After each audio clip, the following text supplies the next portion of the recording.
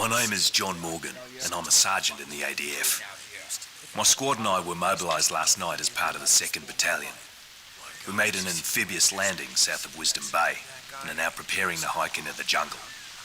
While we aren't taking the highway, the brass won't say. Something big is going on, but the powers that be are keeping it rather mysterious. Our immediate superiors claim we're here to supply humanitarian aid, but then why are we so heavily armed? I'm making this audio diary not in any official capacity, but for my family, in the event that, for whatever reason, I do not make it out in one piece. I'm probably being overly dramatic, and I see no reason why I wouldn't survive this operation, but there's something about all this that just isn't sitting right with me. All right, looks like we're heading out. Grab your gear, Johnson. Let's go, Miller. Yes, sir. Moving out.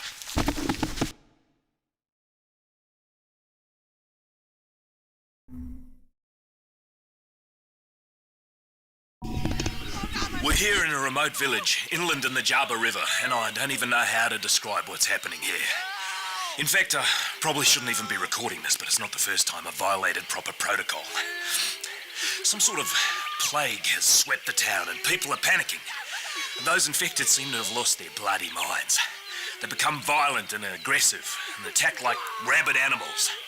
They seem to feel no pain and nothing will put them down short of a bullet in the brain. The orders on high aren't making much sense, and some of the men under my command are beginning to freak out. And not that I can blame them. 2 hours ago, we saw a young mother gnawing on her own bloody child. Jesus. They want us to keep everyone quarantined here and prevent their escape by any means necessary. When I asked them what that meant, they said, "Do we have to spell it out?"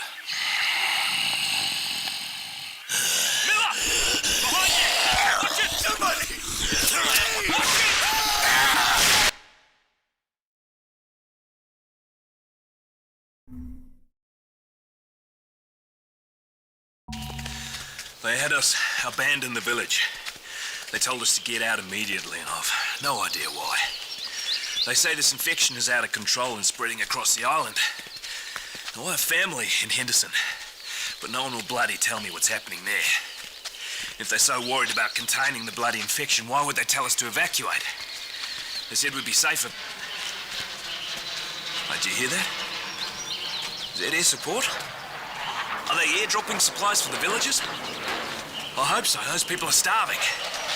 Yeah, it makes sense they'd drop air supplies since they blockaded the highway in and out of. Oh my God, what are they doing? Are they firebombing the bloody village? Jesus Christ, they're burning them alive! This can't be right! What the hell are they doing?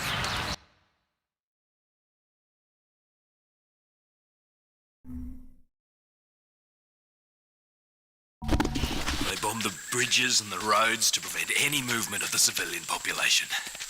And now they're ordering us to kill any villagers who escape the firebombings. Not just the infected, but everyone. Men, women, children. My men are balking at this and I can't blame them. We're here to protect these people, not murder them. I told Colonel Ormsby, my commanding officer, that I would not order my men to murder innocent civilians. Colonel Ormsby said refusal to follow orders would be considered gross insubordination, and my men and I would be charged with desertion and arrested as traitors. Hold up, men.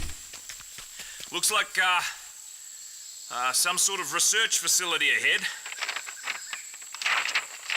At least that's what it is according to the map here. And there could be food and supplies in there, but we need to... Johnson, wait!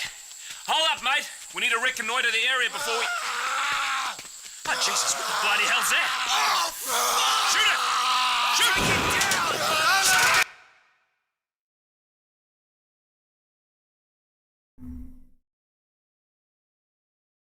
Most of my squad is dead.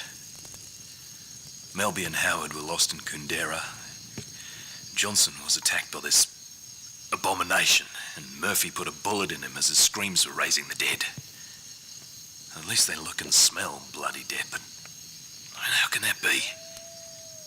They came from the jungle, from everywhere, snarling like hungry animals, and Miller panicked and ran into a whole mob of them.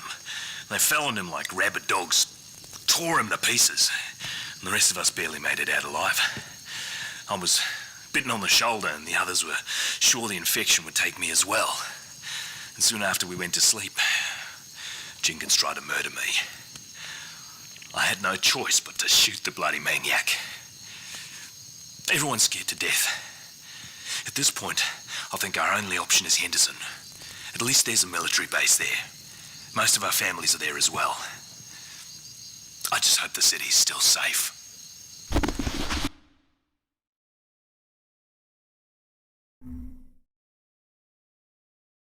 Well, the infection hasn't taken me, and I don't know why. The only reason my men haven't abandoned me is because they still think they need me. Everyone is our enemy. The civilians know the army's been slaughtering them and they're fighting back. They shoot at us on sight, but I'm not about to shoot back. They're bloody frightened. Who can blame them? I decided it would be best to avoid unnecessary confrontation, so we're travelling via the old Japanese World War II tunnels. They were shut down years ago, so we've no idea of what's down here. The whole bloody world's gone crazy, so we're probably safer down here than we would be up there. What was that? Shit. What's that up ahead? Is that a person? Kill him! Sucker! Get to cover! We're under fire! We got some live ones!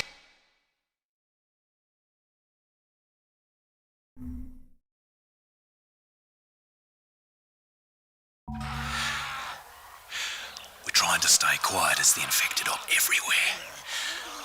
It's just the two of us now. Jack was bitten by something down in the tunnels. We're both hoping he'll be fine, as I seem to still be all right. Maybe some of us are immune to this plague. And we're at the ferry, but it doesn't seem to be operational. Jack has family in Henderson as well. We need to find a boat to get us across. I just hope the military doesn't shoot us out of the water. I mean, who can we trust? Citizens despise us and the army considers us traitors. And then there's the infected. To them, we're just meat. I better quiet down. I don't want them to hear me.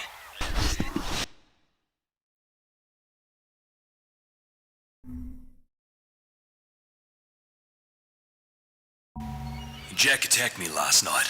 I beat him back and tied him up. Couldn't bring myself to kill him, even though the disease has taken him. He saved my life back in the jungle. I can't just put him down like a rabid dog. Maybe there's a cure for this. I mean, there has to be, right? There has to be something.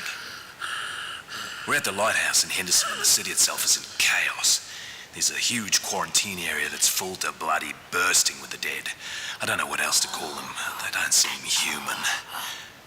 I just can't believe this is what it's come to.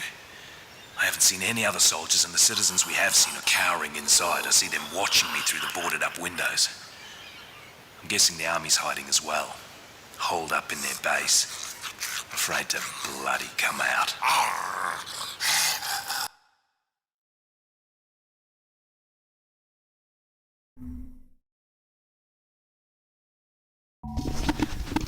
My family's gone. My wife, my two girls. Jen left a note behind for me, just in case I came looking for them. Apparently the lines went down and she had no way to contact me, so she packed up the kids and left Henderson for the airport. She's trying to get to Australia. She has an aunt in Adelaide. I hope to God they weren't on that bloody highway when the army dropped those bombs. If they were caught in that, if the military slaughtered my family, I swear to God I will find out who issued that order and I will put a bullet in their bloody head. Shit. Somebody in here. Back in the girls' room. I better check, just in case. Oh, fuck! Fuck!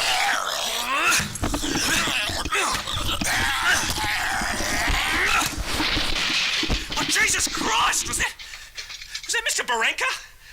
Was that my goddamn next-door neighbour? Oh, Jesus! Jesus, another one!